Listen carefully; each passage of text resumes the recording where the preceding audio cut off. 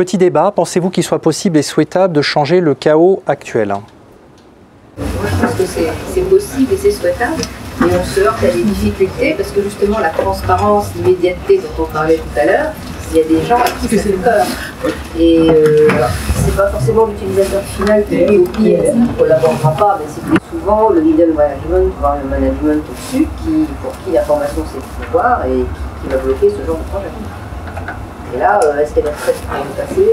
Donc très froid, un glaçon. C'est ça, donc il faut chauffer un petit peu. Faut avoir la possibilité de chauffer. Donc ceci pour dire, la conduite au changement, ça touche le haut management, ce sont des hommes, hein, donc des hommes et des femmes. Sur le knowledge management, quel que soit le nom qu'on lui donne, c'est la conduite du changement et c'est pas forcément facile à faire. Après, c'est souvent une question de temps. Quand on est sur des changements et des changements en plus qui sont des changements de mentalité, et là, quelque part, sous le sujet gouvernance du flux information qui peut sembler, gouvernance, c'est quelque chose de relativement simple, on met des règles, etc. Sous ce sujet-là, il y a un réel changement des mentalités et de la manière de travailler en entreprise. C'est plus ça le sujet, c'est l'humain, plus que mettre des règles pour gouverner une information. Et c'est là toute la difficulté et ça prend du temps. Ça prend du temps et ça demande de l'énergie. Moi je pense qu'il y a même une éducation à faire en amont, c'est éduquer tous les dirigeants, aller au MEDEF, faire parler de la gouvernance d'information dans toutes les grandes écoles. Parce qu'on s'aperçoit que les personnes arrivent au management, elles ne savent pas ce que c'est que le management, donc il y a toute une éducation en amont. Et on peut revenir à l'école et à apprendre à travailler ensemble et pas chacun dans son coin, tu copies pas, etc. etc. Oui. On peut aussi faire des parallèles là-dessus. Petite précision, on a parlé un petit peu de règles. Alors ça c'est pareil, un point de vue, ça fait partie des fondamentaux d'un bon pilotage ou de la maîtrise du flux information. Si vous avez zéro règle, vous ne pourrez rien faire de toute façon. Donc il faut un minimum de politique, il faut les référentiels qui vont derrière. Ce que je disais tout à l'heure, si chacun le voit à sa façon, dans une organisation, ça bloque le transversal, ça bloque la culture commune, quoi. Un petit retour d'expérience sur un client sur une période de 1 an. Donc un client qui part from scratch, hein, ça veut dire la direction, l'information, oui, il faut faire quelque chose, mais sans plus. On a commencé par des petits business case et dire voilà, il y a un petit projet, voilà ce qu'il faudrait faire, on en a parlé, c'est allé une fois, c'est allé une deuxième fois. Ils ont dit ok, on paye pour voir, donc ils ont donné un petit budget pour qu'on commence. Et au bout d'1 an, on est en train de mettre en place en fait ce qu'on appelle un cadre de référence. Donc c'est une sorte de charte qui dit simplement dans les grandes lignes, voilà des règles à appliquer autour de l'information, mais des règles high level. Et à partir de là, vont se décliner derrière des politiques. La politique de conservation, la politique de classification, la politique de gestion des données personnelles et ainsi de suite. Donc ça a mis 1 an avant qu'il y ait un go timide pour commencer à raisonner là-dessus. C'est-à-dire que la direction, on tape toujours sur son boss, entre guillemets, mais sont des êtres humains, ils ont besoin de mûrir aussi. Il y a un autre élément à intégrer, c'est que si moi je suis PDG d'une multinationale, et qu'il y a une seule personne qui vient me voir en disant ce projet il faut le faire, j'ai d'autres priorités.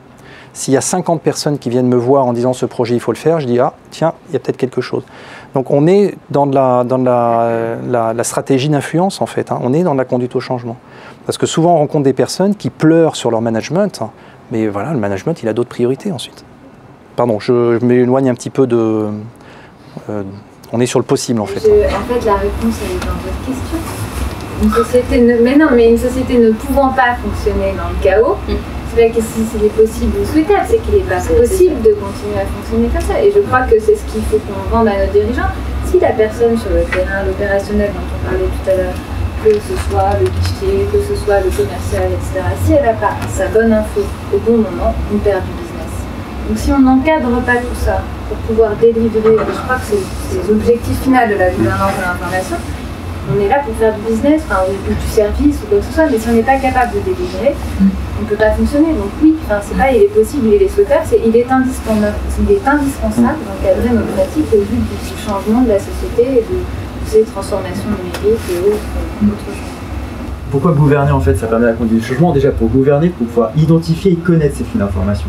Connaître ces flux d'informations, ça veut dire identifier comment, dans mon organisation, autrement que par mes lignes hiérarchiques, l'information circule et l'information passe donc d'un endroit à un autre. Et c'est à partir de la connaissance de ce flux d'informations que je vais pouvoir modifier mes process, modifier la façon dont je dois intervenir et échanger, et aussi peut-être modifier mes points de contact pour passer la bonne information justement.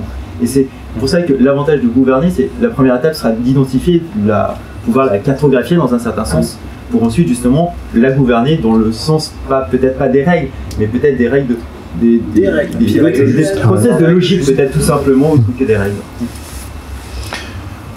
Irène?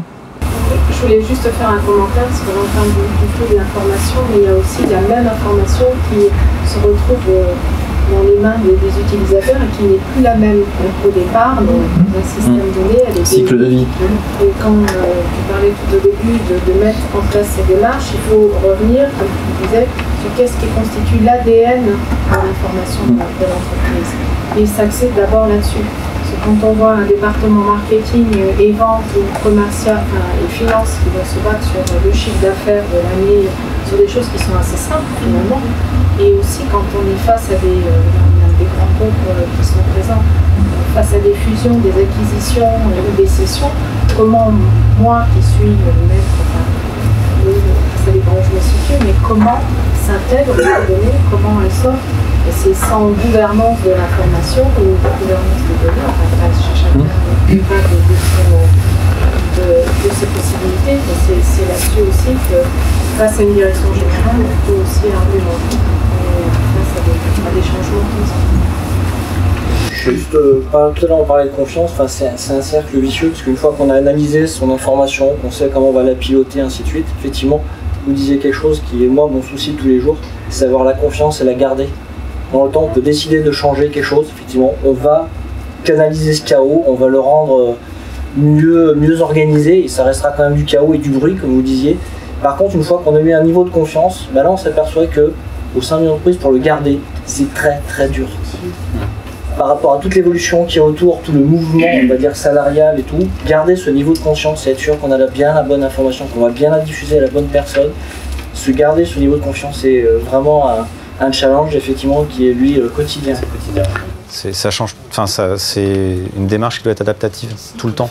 C'est là où on retrouve en fait le plus long de réticence, parce qu'il faut être conscient que c'est un travail très dur. C'est là que ancrer dans les outils est un facteur de pérennité aussi. Il n'y a pas que les outils, mais ils sont importants, ils sont toujours présents, ils sont sous la souris. On n'en a pas trop parlé, on a parlé un petit peu des outils en filigrane, mais la vue outil, elle est importante lorsqu'elle est globale. Ça veut dire, je fais un petit aparté sur un des sujets aussi, ce qui me permettra de faire une transition ensuite sur la clôture. Avoir un raisonnement large au niveau des outils, c'est extrêmement important. Ça veut dire on parlait tout à l'heure de SharePoint. SharePoint, c'est pas toute la vie d'une entreprise, c'est une partie. C'est un bel outil, ça permet des belles choses, mais c'est aussi un grand piège.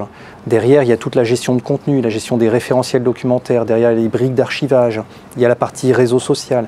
Il y a énormément de choses autour de l'information. Donc avoir la capacité de dire, j'ouvre mon angle de vue et je vois tout ce qui existe et je ne raisonne pas en mono-outil, c'est-à-dire j'essaye de voir des outils peut-être qui sont complémentaires, si c'est d'une même marque ou d'une même entreprise, peu importe, et essayer de faire en sorte que l'ensemble du cycle de vie soit géré. Donc ça, c'est important, parce qu'on va avoir, ça touche la transparence, ça touche la confiance, ça touche le changement, la facilité au changement, c'est qu'aujourd'hui, on a des utilisateurs qui sont en mono-outil. Pour faire un traitement collaboratif, j'utilise un outil. Pour mon système d'archivage, j'ai une équipe au niveau de l'archivage qui me tanne pour que je puisse archiver, mais je m'en fiche. C'est même pas intégré dans un système collaboratif. Les gestions de référentiels, c'est ailleurs. Si je veux partager dessus, je suis obligé d'aller chercher le document, de le mettre dans l'espace collaboratif.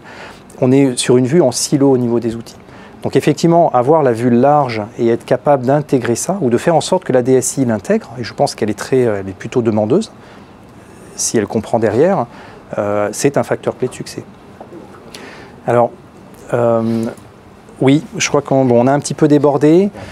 Alors, juste une question, peut-être à chaud, est-ce que ce type de dispositif vous a paru sympathique, intéressant, pénible, fatigant, inintéressant ou, voilà, quel c'est un petit peu votre feedback à chaud C'est bien, mais on se rend compte que finalement c'est trop court parce qu'on apprend plein de choses qu'on aimerait. D'accord, trop court. C'est justement, ça fait un format original, interactif, mais après il y a les autres sujets qu'on peut souhaiter traiter. Et la question du coup, c'est quel mode d'interaction on peut avoir après si on veut justement avoir l'occasion d'échanger sur ces autres sujets. Merci pour cette superbe tâche. Bon, on joue en nocturne.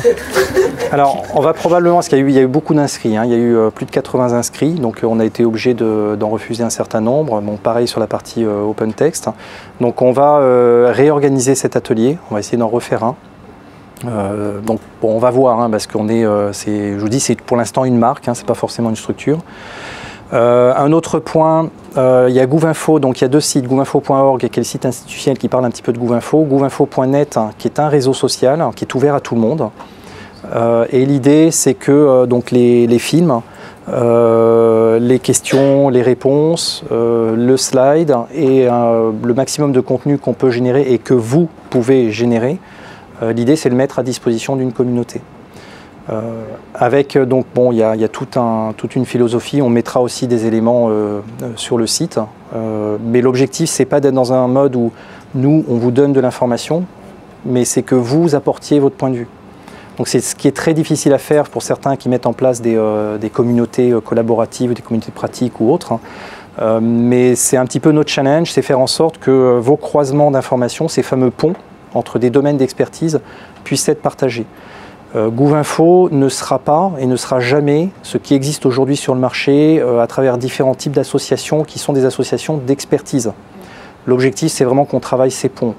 Donc c'est pas évident parce qu'on tord un peu les esprits pour dire ok, un data manager, on va le mettre en relation avec une personne qui est sur de la transformation digitale au niveau d'une entreprise avec une vue business.